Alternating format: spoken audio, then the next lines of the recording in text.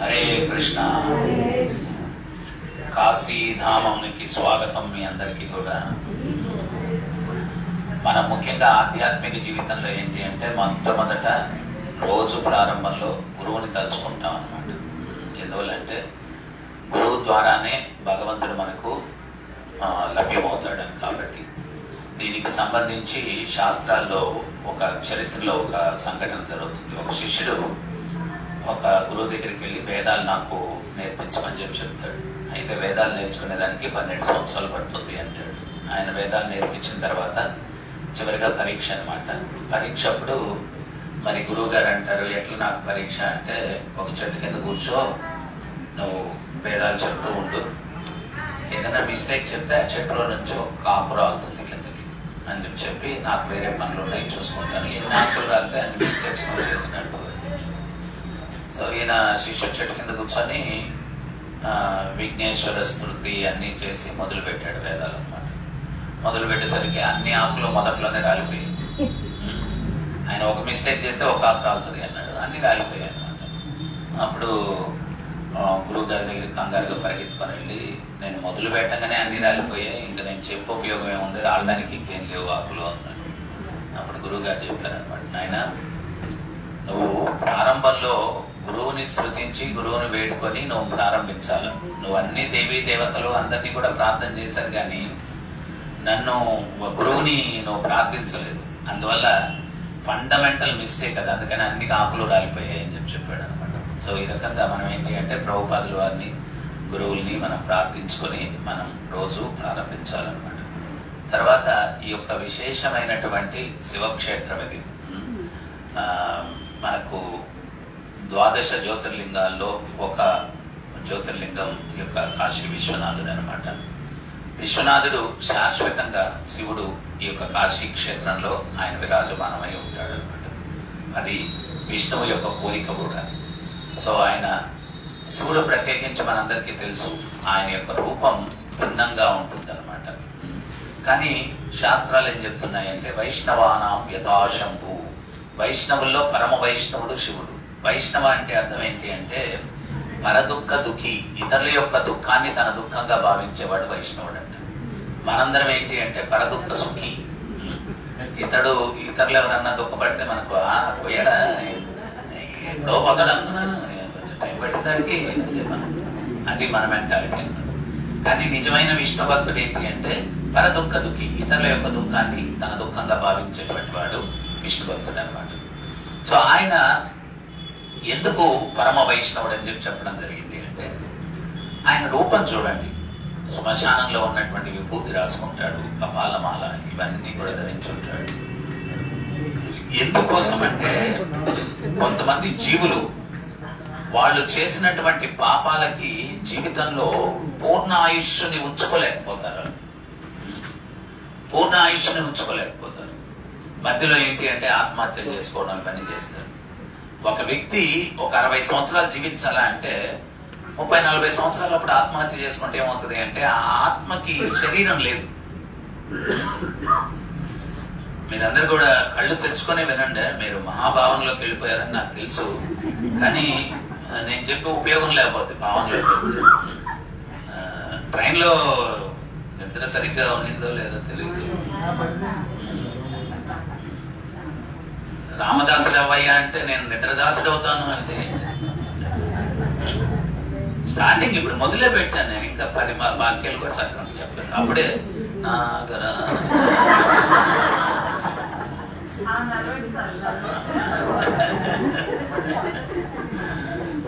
So ఎవరన్నా ఆత్మహత్య చేసుకుంటే వాళ్ళకి పూర్ణ బలవత్ మరణం అని కూడా అంటారు దాన్ని. సో వాళ్ళు 60 సంవత్సరాలు జీవించాల్సి ఉంటే మధ్యలోనే చేసుకున్నారనుకోండి, అప్పుడు వాళ్ళకి శరీరం ఉండదు, ఆత్మ అటు తిరుగుతూ ఉంటుంది అనమాట. వాళ్ళు ఏమనుకుంటారంటే ఈ బాధలు భరించలేక శరీరం వదిలేస్తే సరిపోద్ది అనుకుంటారు, కానీ అది ఇంకా దుర్భరం అనమాట. ఎందువల్ల అంటే ఇప్పుడన్నా మనకు ఆకలేసింది, ఈరోజు పోహా పెట్టారు బాగుంది, వడ పెట్టారు బాగుంది, మామూలుగా మనం టీ తాగం, టీ కూడా పెట్టేసారు, టీ కూడా తాగేసాం యాత్రలో, తాగనోళ్ళు ఒకప్పుడు నేను తాగేవాడిని కదా, ఇప్పుడు వయసులోకి వచ్చి తాగకుండా ఉన్నానని కొందరు దాన్ని చూసి రకరకాలు అన్ని. ఈ శరీరం ఉంది కాబట్టి ఇవన్నీ కూడా, ఆ శరీరమే లేకపోతే ఇవన్నీ ఏం లేదు కదా. ఆడికి ఇంకా దుర్భరం అంట. ఆ శరీరం లేకుండా తినాలనిపిస్తుంది, తినలేడు, తాగాలనిపిస్తుంది, తాగలేడు, మాట్లాడాలనిపిస్తుంది, మాట్లాడలేడు, ఇంకా దుర్భరం.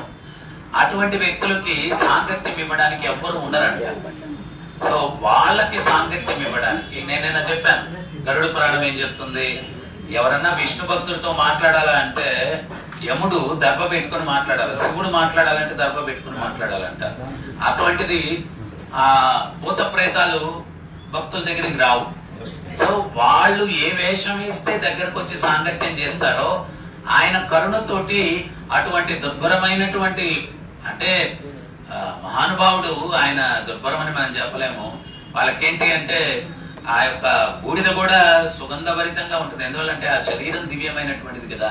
శివుని శరీరం ఏమన్నా సామాన్యమైనటువంటి శరీరమా, ఆధ్యాత్మికమైనది. సో అందువల్ల వాళ్ళకి ఏ రకమైనటువంటి ప్రాపంచికమైనవి ఏవి అంటవు. కానీ ఈ ఆత్మలకు సాంగత్యం ఇవ్వడానికి ఆయన ఆ రూపాన్ని దాల్చి శివుడు ఆ రకంగా శ్మశానాల్లో సంచరిస్తూ ఉంటాడంట. ఈ భూత ప్రేత, అందుకనే ఆయన గణాలు ఏమని చెప్పారు, భూత ప్రేతాలు ఆయన గణాలు అనమాట. భూత ప్రేతాలు వాళ్ళు ఎప్పుడు కూడా ఆయన ఎక్కడికి వెళ్తే అక్కడికి వెళ్తా ఉంటారు అనమాట. ఆ శివుడితో సాంగత్యం చేస్తూ ఉంటారు. ఆయన ఆ రూపానికి కూడా కొన్ని కొన్ని కారణాలు ఉన్నాయన్నమాట. కన్యాకుమారిలో అమ్మవారు శివుణ్ణి వివాహం చేసుకోవాలని చెప్పి తపస్సు చేసిందంట. అందుకని ఆమె కన్య, అక్కడ కన్యాకుమారి ఆ ప్రదేశానికే ఆ పేరు వచ్చిందనమాట. ఆ తపస్సు వల్ల ముల్లోకాలు స్తంభించిపోయాయంట. దేవతలందరూ విష్ణుమూర్తి దగ్గరికి వెళ్ళి, అయ్యా ఆమెను తపస్సు ఆపించండి, లేకపోతే ఏం జరిగిపోద్దో, ప్రళయం ముందే వచ్చేసేటట్టుగా ఉంది, కొంచెం ఆపించండి అన్నారంట. సరేనని చెప్పి విష్ణుమూర్తి వెళ్ళి ఆమెకు ప్రత్యక్షమై, అమ్మా ఏంటి, ఎందుకు ఇంత తీవ్రమైన తపస్సు చేస్తున్నావంటే, నేను పరమశివుణ్ణి భర్తగా పొందాలని చెప్పి తపస్సు చేస్తూ ఉన్నాను. ఆ మొక్కేదో నాకు చెప్పుంటే ఇవన్నీ లేకుండా నేను జరిపించేస్తుండేవాని కదమ్మా. నీ పెళ్లి ఎందుకు ఇంత తపస్సు చేస్తున్నావు, ఏం పర్వాలేదు, నేను ముహూర్తం పెట్టేస్తున్నాను, మీకు పరమశివుడికి వివాహం తల్లి అని చెప్పి అభయం ఇచ్చేశారు విష్ణుమూర్తి. వివాహ ముహూర్తం వచ్చేసింది. ముక్కోటి దేవతలు కూడా వివాహానికి వస్తూ ఉన్నారంట. ఒక్కోరు వస్తూ ఉంటే ఈమె చూడలేదు. ఇప్పుడంటే పెళ్లి కొడుకు పెళ్లి కూతురు ఎవరు అని చెప్పి వాట్సాప్లు, తర్వాత ఫోన్ చాట్లు, అవి చాటా బిందె పరక అన్ని ఉంటాయి ఇప్పుడు. సో ఇంతకు ముందు అవన్నీ ఏం లేదు కదా. ఈ దేవతలు వస్తుంటే ఈమె ఎవరు శివుడు అని చెప్పి ఆతృతగా చూస్తూ ఉందంట. బ్రహ్మ వచ్చాడంట. బ్రహ్మ వచ్చి ఈయన శివుడు అంటే, లేదు శివుడు తండ్రినా అని చెప్పి చెప్పారంట చెలికత్తలు. ఇట్లాగా ఇంద్రుడు వచ్చాడు, ఈయన అంటే కాదు, ఫైనల్ గా శివుడు వచ్చాడు అనమాట. ఎట్టొచ్చాడు, ఆయన ఈ జడలు కట్టేసినటువంటి కేశములు, తర్వాత ఈ పాము, కపాలమాల, ఒళ్ళంత బూడిద, ఇవన్నీ చూసేసి ఎవరు అరిచి ఆయన మూర్చిపోయిందంట. పార్వతీదేవి ఒక్కరు పెద్దగా అరిచి మూర్చిపోయిందంట. ఆమెను అందరూ పరిగెత్తుకుని వచ్చేసరి ఏమైపోయింది అని చెప్పి ముఖాన్ని నీళ్లు చల్లి లేకపోతే నాకు ఈ పెళ్ళొద్దు, అమ్మో శివుడు అంటే ఏదో అనుకున్నారు, ఈయన ఇంత భీకరంగా ఉన్నాడు, నాకు పెళ్లి వద్దు అంటా ఉందంట. అప్పుడు విష్ణుమూర్తి శివుడిని పక్కన తీసుకెళ్ళి, ఏమయ్యా కొంచెం ఉండాలి, పెళ్లికి ఎట్టంటే వచ్చేది, నువ్వు శ్మశానంలో తిరిగినట్టు పెళ్లి కూడా వచ్చేస్తావా ఏంటి, అమ్మ నువ్వు ఉండు, అతను అసలు రూపం నీకు తెలియదమ్మా అని చెప్పి తీసుకెళ్లి ఆ బూడిద గీడిద అంతా మంగళ స్నానం చేపించి మొత్తం శుభ్రం చేసేసి చక్కగా ఆయన్ని కొత్త పెళ్లి కొడుకులాగా అలంకరణ చేసి అప్పుడు తీసుకొచ్చారంట. ఆ పెళ్లికి ఆయన తయారయ్యి వచ్చాడు కాబట్టి అందుకనే మీరు మధుర మీనాక్షి అమ్మవారి దేవస్థానంలో సుందరేశ్వర పెరుమాళ్ ఎంత సుందరంగా ఉన్నాడు అంటే అంత అద్భుతంగా ఉన్నాడంట. ఆ రూపం చూసిన తర్వాత ప్రసన్నం అయిపోతే అప్పుడు మళ్ళా షాక్ అయిందంట. ప్రసన్నం అయ్యే లోపల మళ్ళా షాక్ అయింది. ఏంటి అంటే కపాలమాల తీయలేదంట.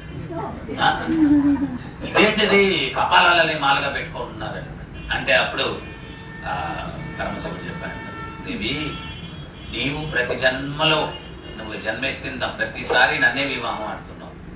నీవు మరణించిన తర్వాత నీ మీద ఉన్నటువంటి బంధనంతో నీ కపాలాల్ని మాలగా తయారు చేసి మెళ్ళ వేసుకున్నా. నీ కపాలాలన్నీ నీ పూర్వజన్మలో నీవి, నీ గుర్తుగా నేను వేసుకొని ఉన్నాను, అవి వేరే ఎవరితో కాదు, నీ కపాలాలని.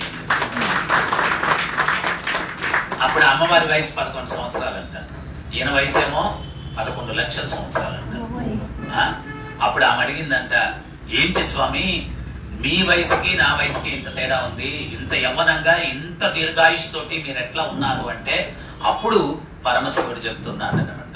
ఏమని చెప్తున్నారు అంటే, పరమశివుడు భామహేళిన మంత్ర రామ మంత్ర, నా యొక్క యవ్వనానికి దీర్ఘాయుష్కి శక్తికి అన్నిటికీ ఆధారం ఏంటి అంటే రామనామ బలము అని చెప్పాడంట పరమశివుడు పార్వతీదేవితో. ఆయనకే అంత బలము శక్తి ఆయుష్ ఐశ్వర్యము అన్ని వచ్చాయంటే మనం వాళ్ళు చేయమంటే మాలు ఇచ్చాము, తీసుకున్నారు, పక్కన పెట్టేశారు. ఒకరు చేసినట్టు నేను చూడలేదు. కబుర్లు నేను చెప్పాను, కృష్ణుడు కబుర్లు చెప్పుకోండి, రాముడు కబుర్లు చెప్పుకోండి. మనం ఉండేది పుణ్యతీర్థాల్లో మంచి ప్రదేశాలు. మీకు విషయం, అసలు విషయం చెప్పడం మర్చిపోయాను. ఆ బృందావనంలో చెట్ల కింద కూర్చొని ఏదన్నా అరే కోతులు బాగున్నాయే, కోతి జన్మే బాగున్నట్టుంది అనుకుంటూ పోతైపోతాం. ఎందువల్లంటే ఆ చెట్లన్నీ కల్పవృక్షాలంట, కోరుకున్నాయి ఆశీర్వచనం చేసేస్తాయంట. పొరపాటు ఇటువంటివి ఏమైనా కోరుకున్నారు ఏమో తెలియదు, లేని పొందలకే. నేను అది ముందుగా చెప్పడం నేను మర్చిపోయాను. ఆ బృందావనం అంతా కూడా చెట్లన్నీ కల్పవృక్షాలంట, కోరిన కోరిక. నాకు పర్సనల్ ఎక్స్పీరియన్స్ అనమాట. నేను ఒకసారి బృందావనంలో ఇస్కాన్ మీటింగ్స్ జరుగుతూ ఉంటే వచ్చానమాట. ఆ టెంపుల్లో, మన ఇస్కాన్ టెంపుల్ ఒక చెట్టు ఉంది కదా, ఆ చెట్టు కింద కూర్చోనంటే ఒక భక్తుడు వచ్చారనమాట. నేషనల్ కమిటీ ఎలక్షన్ ఉంది, మిమ్మల్ని కూడా ఏమన్నా, ఆ చెట్లు నిదర్శనం అనమాట.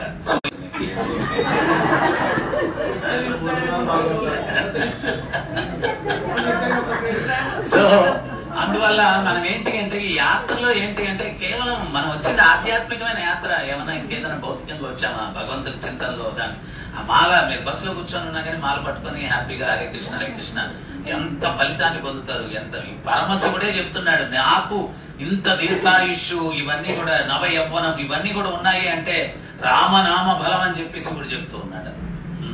సో ఇక్కడ అంటే ఇంకోటి కూడా ఉందిలేండి, మనం ఎప్పటి నుంచో ప్రాపంచిక విషయాలకి అలవాటు పడిపోయినాం కదా, అంత తొందరగా మారుతాం కష్టం. పూర్వానికి ఎవరో ఒక ఆయన తీర్థయాత్రలకు బయలుదేరాడంట, భక్తుడు.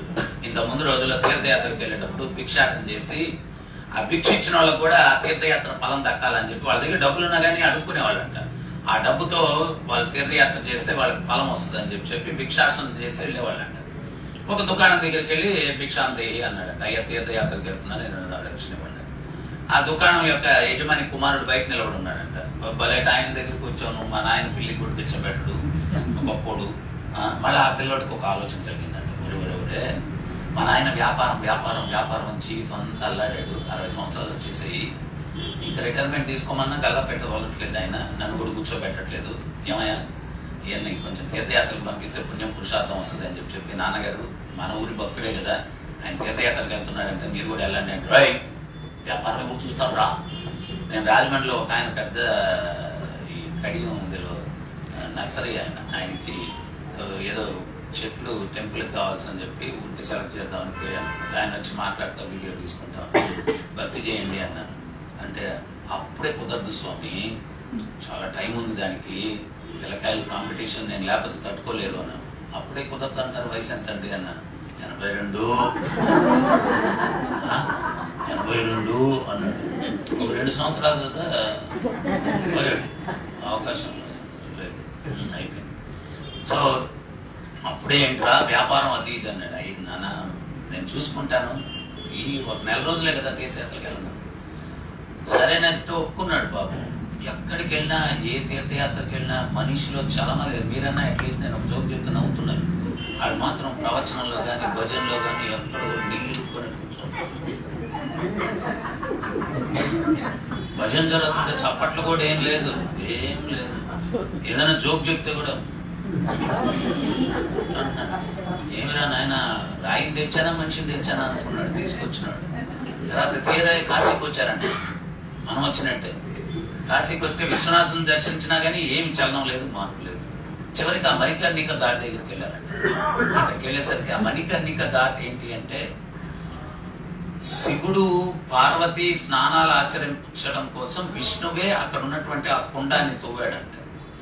వాళ్ళిద్దరు స్నానం, శివుడు స్నానం చేస్తూ ఉంటే ఆయన యొక్క మణికర్ణిక, మణి అంటే జ్యువెలరీ, కర్ణిక అంటే చౌకి ఆభరణంగా ధరించేదనమాట. అది ఆ కొలంలో పడిపోయిందంట. ఎవరికో ఒకడు అక్కడ ఉంటే వ్యక్తి అది ఎతికి తీవయ్య అన్నాడు, ఆడికి దొరికిందంట. కానీ విలువైందని చెప్పి శివుడికి ఇవ్వలేదంట. శివుడు చెప్పించాడంట, ఇక్కడ ఉండేటువంటి శ్మశానానికి నువ్వే రాజుగా ఉందుగా అని చెప్పి చెప్పించాడంట. ధామ్ రాజ్ అని చెప్పి అంటారంట వాళ్ళకి, ఆ పరంపరలో వాళ్ళే ఉంటారు. అక్కడ కూడా ప్రత్యేకత ఏంటి అంటే మొట్టమొదట శివుడే వెలిగించాడంట అక్కడ ఆ చితి, ఇప్పటికీ కూడా ఆరదంట. అక్కడ ఎవరన్నా కానీ శరీరం దహనం అయితే మోక్షం వస్తుంది అని చెప్పి కూడా చరిత్ర చెబుతుంది అనమాట. తర్వాత ఇంకో విశేషం ఏంటి అంటే మామూలుగా శ్మశానంలో శవాలు కాలినప్పుడు ఏదో దుర్గంధం వస్తుంది అనమాట, అక్కడ మీకు అసలు వాసన అన్నటువంటిది ఏమీ రాదనమాట. అంటే ఎన్ని మహత్యాలు ఇవన్నీ కూడా. సో ఆ మణికర్ణిక ఘాట్ దగ్గరకు వచ్చిన తర్వాత వీడు నిట్టూర్చాడంట అన్నాడంట. అప్పుడు ఈ భక్తుడు తీసుకొచ్చాడు కదా, శ్మశాన వైరాగ్యం అంటారు, వీడికి వైరాగ్యం వచ్చేసినట్టుంది, దేవుళ్ళని చూసినా వీడికేం మార్పు రాలేదు, శ్మశానం చూస్తే వచ్చేసింది వీడికి మార్పు అని చెప్పి ఏంటండి నిట్టూరుస్తున్నారు అన్నాడంట. అంటే ఆడన్నాడంట, జీవితంలో చాలా పెద్ద తప్పు చేశాను అన్నాడంట. ఏం చేశారు గురువు గారు అన్నాడంట. విలువలు తెలియకుండా బట్టల వ్యాపారం చేశాను, కట్టెల వ్యాపారం చేస్తుంటే ఆదాయం ఎన్ని సవాలు తగలబెట్టుకున్నారు, ఇక్కడ కట్టెల వ్యాపారం చేస్తుంటే ఆదాయాలు బాగా వచ్చినాయండి, విలువలు తెలియక బట్టల వ్యాపారం చేశాను అన్నారు. సో అట్లాగా మనం నామం గురించి నేను 3 రోజుల నుంచి చెప్తూ చెయ్యండి అయ్యా అంటే చేయట్లేదు. లేదు గురువు గారు మేమంతా ఆయన అడుగు జాడలో ఉన్నాము అంటే మనం ఏం చేస్తామంటే చేయండి, కొంచెం మంచిది నామం చేయండి. సో అందువల్ల ఈరోజు మనం ఏదో లోకల్ గా ఉన్నటువంటి కొన్ని ప్రదేశాలకి ఇప్పుడు తీసుకెళ్తానంట, అవన్నీ కూడా చూద్దాం. చూసిన తర్వాత ఇప్పుడు ఆయన షెడ్యూల్ చెప్తాడు మనకు. గంగాహారతి ఒకటి ఉంటుంది అనమాట, తర్వాత విశ్వేశ్వర దర్శనం. సాయంత్రం అన్ని చూసుకొని వచ్చేసిన తర్వాత కొంచెం లేట్ గా కానీ వెళ్తే మీరు దర్శనం బాగా అవుతుంది, జనాలు ఉండరు, కొంచెం లేట్ గా వెళ్తే 9 పైన ఫ్రీగా ఉంటుంది. తర్వాత పోయి స్వామిని తాకచ్చు, అన్ని కూడా చేయొచ్చు అనమాట. ఇప్పుడు వాళ్ళు ఎక్కడికి మనం తీసుకెళ్తారో తీసుకెళ్ళి అవన్నీ కూడా చూసుకొని మీరందరూ కూడా గమనించుకోండి, మీ గ్రూప్స్ ఎవరు విడిపోకుండా ఉండేటట్టుగా మొత్తం చూస్తాం. దారంతా కూడా భగవత్ నామం చేసుకుంటూ ఆధ్యాత్మిక చింతనలో. ఎందువల్లంటే శాస్త్రాలు ఒకటే చెప్తాయి, మనందరినీ ఏదో ఇప్పుడు పండగ రోజు ఎవడన్నా డ్యూటీ చేస్తే వాడికి బోనస్ ఇస్తాము, ఇటువంటివన్నీ ఉంటాయి కదా. సో అట్లాగే మనల్ని ఉత్సాహపరచడానికి మనకు గొప్ప, అదే కాకుండా ఆ ప్రదేశం యొక్క విశిష్టత కూడా. ఇవన్నీ ఏమన్నా సామాన్యమైనటువంటి ప్రదేశాల, సాక్షాత్తు నిన్న మనం వెళ్ళాము బృందావనంలో ఎల్లవేళలా కృష్ణుడు అక్కడే ఉంటాడు, ఆయన వదిలిపెట్టాడు. సో అదే రకంగా ఈ కాశీ క్షేత్రంలో శివుడు ఎప్పుడు ఉంటాడు, శివుడు కాశీని వదిలిపెట్టి వెళ్ళడం అని చెప్పి ఆయన చెప్తున్నాడు అనమాట. సో అటువంటి ప్రదేశాలకు వచ్చి మనం, నేను నిన్న అన్నట్టుగా రామేశ్వరం పోయినా శనేశ్వరం పోనట్టు మనం ఇంకా ప్రాపంచికంగా కాకుండా ఆధ్యాత్మికంగా గడపండి, ఆ భగవంతుని స్మరించండి, ఆయన నామం చేయండి. ఎందువల్ల అంటే ఒక మెట్టు ఎదిగినా కానీ ఈ బాధలు, ఈ ప్రపంచం ఏంటి, వయసు పెరిగిపోతే జన్మ మృత్యు జర వ్యాధి దుఃఖ దోషాను దర్శనం, ఈ దుఃఖాలు, వీటన్నిటి మధ్యలో ఈతి బాధలు, బంధాలు ఉన్నాయని బాధ, బంధాలు లేవని బాధ, డబ్బు ఉందని బాధ, డబ్బు లేదని బాధ, ఆరోగ్యం ఉందని బాధ, ఆరోగ్యం లేదని బాధ, అందం ఉందని బాధ, అందం లేదని బాధ, ఇట్లా అన్ని బాధలు అనమాట. ఈ బాధల నుంచి బయటపడాలంటే భగవద్గీతలో భగవంతుడు చెప్తున్నాడు, ఆ బ్రహ్మ ఊనాలోక పునరావర్తినో అర్జున మాము పేద్యంతు కౌంతేయ పునర్జన్మన విద్యతి. బ్రహ్మలోకం నుంచి పాతాళలోకం దాకా ఎక్కడికి వెళ్ళినా పునర్జన్మ ఉంది. మనోళ్ళు ఏమనుకుంటారంటే అమెరికాకి వెళ్తే ఉండదేమో అనుకుంటారు, ఆడ తరిమేస్తున్నాడు మనోళ్ళు. సో బ్రహ్మలోకం నుంచి పాతాళలోకం దాకా ఎక్కడికి వెళ్ళినా పునర్జన్మ ఉంది. మాము పేద్యంతు కౌంతేయ పునర్జన్మన విద్యతి. నా లోకానికి ఎవరైతే వస్తారో పునర్జన్మ లేదు అని చెప్పి భగవంతుడు చెప్తూ ఉన్నాడు. సో అందువల్ల ఈ విలువైనటువంటి మనుష్య జీవితాన్ని దానికోసం మనం వినియోగించాలా. దుర్లభ మానుష్య జన్మ ఆనిమాడి వేడ వృక్ష ప్రగల. పురంధరదాస్ చెప్తాడు, మనుష్య జన్మ దొరకడమే దుర్లభం, పిచ్చి వాళ్ళలారా దాన్ని వృధా చేసుకోవద్దు అని చెప్తారు. సో అందువల్ల మీరు మాక్సిమం ఇంకన్నా కూడా, ఇప్పుడు మనం ఏంటి అంటే నిన్న బృందావనం అది కృష్ణుడి లీలలు అద్భుతంగా జరిగింది. మనం ఈ రోజు ఇక్కడ శివుడి లీలలు అద్భుతంగా జరిగినటువంటి ప్రదేశం శివుని యొక్క స్వధామం. తర్వాత మనం చిత్రకూట వెళ్తాం. చిత్రకూట ఏం చెప్పారు అంటే బృందావనం కృష్ణుడికి ఎట్లాగో రాముల వారికి చిత్రకూట అట్టాగంట. రామలీలలన్నీ కూడా అక్కడ అద్భుతంగా జరిగినటువంటి ప్రదేశం అనమాట. తర్వాత నైమిషారణ్యం వెళ్తాం. ఆ నైమిషారణ్యం ఏంటి, భాగవతం అన్నటువంటిది అక్కడ పఠనం జరిగినటువంటి మహాదివ్య క్షేత్రం అనమాట. తర్వాత ప్రయాగరాజ్, త్రివేణి సంగమం. సో ఇవన్నీ కూడా చాలా. తర్వాత అయోధ్య వెళ్తూ ఉన్నాం, రాముల వారి యొక్క స్వధామం అది. సో అందువల్ల మీరందరూ కూడా సంపూర్ణమైనటువంటి ఆధ్యాత్మిక చింతనలో ఈ మిగిలిన రోజులన్నా కానీ గడపడానికి ప్రయత్నించండి. ఒకటే గుర్తుపెట్టుకోండి, హరే కృష్ణ హరే కృష్ణ కృష్ణ కృష్ణ హరే హరే, హరే రామ రామ రామ హరే హరే. ఒకడు చివరిగా ఒకటి చెప్పి ముగించేద్దాం, మనం వెళ్ళాలి తొందరగా. అంటే ఒక్కోసారి విలువలు తెలియకుండా మనం ప్రవర్తిస్తాం. ఒకడున్నాడంట జీవితంలో వేశ్యాలోలుడంట. ఒకరోజు వేశ్యను కలవడానికి వెళ్తుంటే నది ఒక కాలువ దాటాల్సి వచ్చిందంట. దాని మీద చిన్న తాటి కాండం వేస్తున్నారంట వంతెనలాగా. దాని మీద వీడు వెళ్తూ పూలు తీసుకెళ్తున్నాడంట. ఆ పూలలో ఒక పువ్వు ఒకటి జారి నీళ్ళలో పడిపోయిందంట. ఆ ప్రవాహం చాలా వేగంగా వెళ్తుంది, దాన్ని ఎట్లా కూడా తీలేడు. వెటకారంగా ఏమన్నాడంటే కృష్ణార్పణం అన్నాడు అనమాట. ఆయన వెళ్ళిపోయాడు. కొన్ని రోజులకు వాడు మరణించాడు. యమధర్మరాజు దగ్గరికి యమకింకలు తీసుకొని వెళ్ళారు. చిత్రగుప్తుడు చెప్పాడు, వీడి హిస్టరీ ఏదో చూడవా అన్నాడు. స్వామి, ఇంత పాపాత్ముని నా జీవితంలో చూడలేదు, వీడమ్మో అట్టాంటి కాదు. అయితే జీవితంలో ఒక్కసారి కృష్ణార్పణం అన్నాడు. మరి యమధర్మరాజు అన్నాడు, చూడబ్బాయి, ఒక్కసారి కృష్ణార్పణం అన్నదానికి 10 నిమిషాలు స్వర్గంలో ఉండొచ్చు, ఇంక మిగిలిన సమయం అంతా పర్మినెంట్ గా నరకవాసి అని చెప్పాడంట. చెప్తే వీడు, నువ్వు మొదట స్వర్గంలో 10 నిమిషాలు అనుభవిస్తావా, లేకపోతే ఇక్కడ పర్మినెంట్ ఇదే అనుభవించిన తర్వాత అక్కడికి వెళ్తావు అంటే వాడు కొంచెం మనలాగా తెలివైనడు. 10 నిమిషాలు అక్కడ అనుభవించేసి వచ్చేస్తానండి అన్నాడు. సరే అని చెప్పి పుష్ప విమానం ఏర్పాటు చేశారంట. వీడు స్వర్గానికి వెళ్తున్నాడు. వీడి దారిలో ఆలోచిస్తున్నాడంట, ఇస్కాన్ గురువు గారు మనకి ఎన్నిసార్లు చెప్పారు హరే కృష్ణ చెప్పని చెప్పి మనమేమో వాళ్ళు చెప్తుంటారులే కానీ అని చెప్పి మనం చేసుకున్నాము. ఈ రోజు దీని విలువ తెలిసిందిరా నాయన. కృష్ణార్పణం అని ఒక్కసారి ఉన్నదానికి 10 నిమిషాలు స్వర్గంలో ఉండొచ్చు అంట. కానీ అయిపోయిందే జీవితం. పెద్దోళ్ళు చెప్తారు కదా, చేతులు కాలిన తర్వాత ఆకులు పట్టుకుని ఉపయోగం ఉంది అన్నట్టుగా. అంతా అయిపోయిన తర్వాత ఇంకేముంది చెప్పండి. ఒరే ఎంత పొరపాటు చేశాను. వాళ్ళు ఒక్కసారి కాదు 2 సార్లు కాదు, ఇస్కాన్ వాళ్ళు చాలాసార్లు చెప్పారు నాకు, కానీ నేను వినలేదు. నామం ఎంత బలమైందా అని చెప్పి వాడు పాశ్చాత్తాపంతో మరి అయిపోయింది పని, ఏం చేస్తాడు? పోయి ఆ పుష్ప విమానం స్వర్గంలో ఒక ఉద్యానవనంలో ల్యాండ్ అయిందంట. ఎదురుగానే వీడికి ఒక చెట్టు కనిపించిందంట. ఆ చెట్టు నిండుకు పూలు అంట.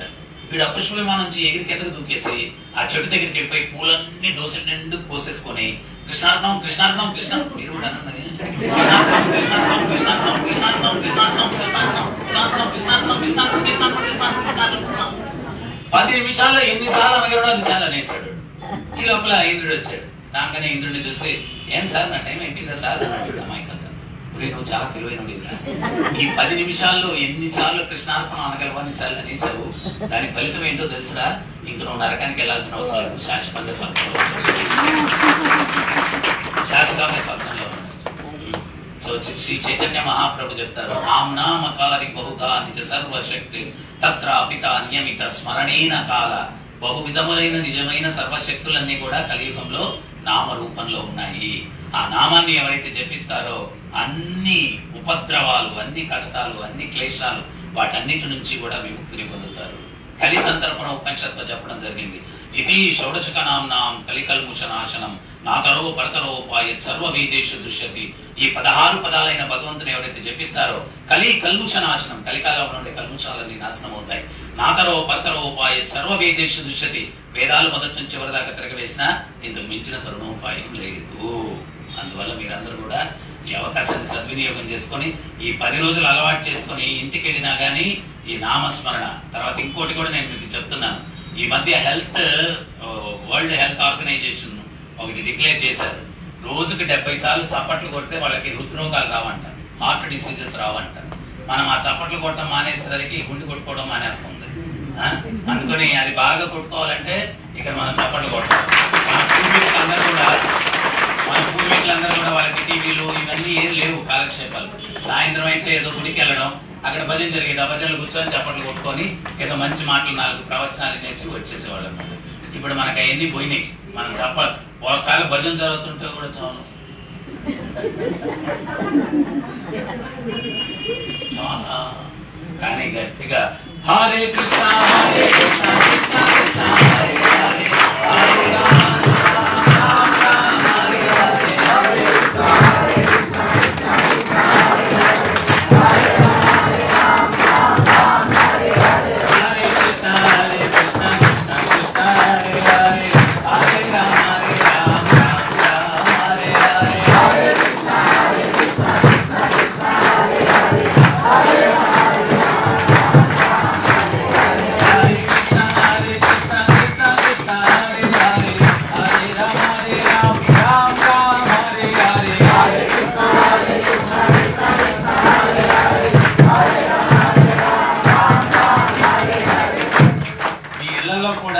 ఉదయంతో లేచిన తర్వాత స్నానం చేసిన తర్వాత 70 సార్లు చప్పట్లు కొట్టాలంటే 10 నుంచి 12 నిమిషాలు పడుతుంది అనమాట.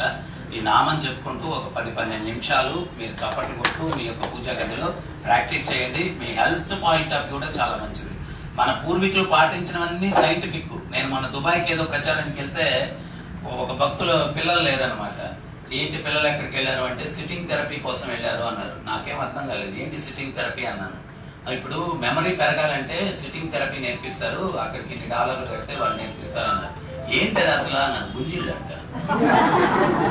మన పూర్వం టీచర్లు మనకు ఎక్కలు ఒప్పచెప్పరా అంటే ఒప్పచెప్పకపోతే గుంజిలు పెట్టమనేవాళ్ళు. పనిష్మెంట్ కదా. ఆ గుంజిళ్ళు ఎందుకు పెట్టేవాళ్ళు వెనకాల ఇంత సైన్స్ ఉంది. ఇప్పుడు గుంజిళ్ళు చెవులు పెట్టుకొని పెడితే మెమరీ పెరుగుతుంది అని చెప్పి సైంటిఫిక్ గా దాన్ని రీసెర్చ్ చేసి కనుక్కొని దానికి ఒక థెరపీ అని చెప్పి వాడు $100 తీసుకొని గుంజిళ్ళు పెట్టించి పంపిస్తున్నాడు అనమాట. మన అయ్యూర్లు ఎంత మంచి వాళ్ళు ఎప్పుడైనా $100 తీసుకున్నారో చెప్పండి మన చేత గుంజిళ్ళు పెట్టించేటప్పుడు. సో అందువల్ల ఈ సనాతన సంస్కృతిలో ఉన్న ప్రతి సాంప్రదాయం కూడా సైంటిఫిక్. దీన్ని మనం నిర్లక్ష్యం చేయకూడదు. అందుకని ఖచ్చితంగా ఉదయం సాయంత్రం 70 సార్లు నామం చేసుకుంటూ చప్పట్లు కొడుతూ మీ పూజ గదిలో మీరు స్పెండ్ చేయండి. అది చాలా అద్భుతం. ఓకే, మనం బయలుదేరుతాం. జగద్గురు శ్రీల ప్రభుపాద్ కి, రాధా శ్యామ సుందర్ కి, రాధా గోపీనాథ్ కి, జగన్నాథ్ బలదేవ్ సుభద్రమాయ్ కి, గోవింద శ్రీనివాస్ కి, గౌర్ నితాయ్ కి, నితాయ్ గౌర్ ప్రేమానందే.